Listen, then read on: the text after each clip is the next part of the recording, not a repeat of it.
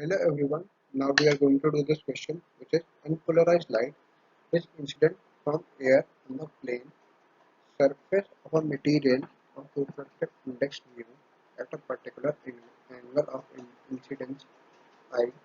It is found that the reflected and the refracted rays are perpendicular to each other. Which of the following options is correct for this equation? So the options are provided to us as first, reflected light is polarized with its electric vector parallel to the plane of incidence.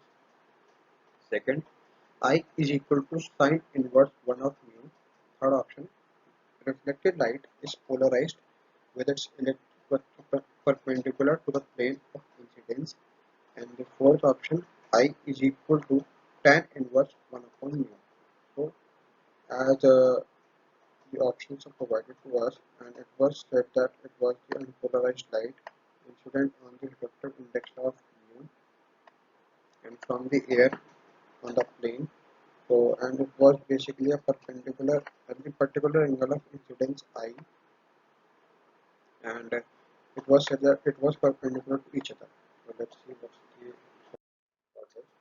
Yeah, when the reflected light, just take now, when the reflected light rays and refracted rays are perpendicular to each other.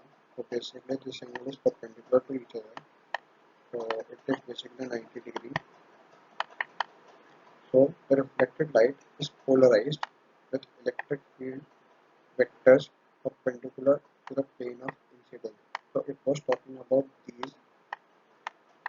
So and when it comes out to be that the vectors are just again the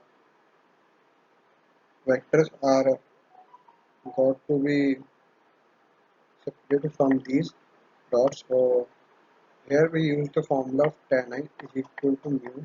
So with this, we have found the value, found the answer that option third is the correct answer. So thank you guys for watching this.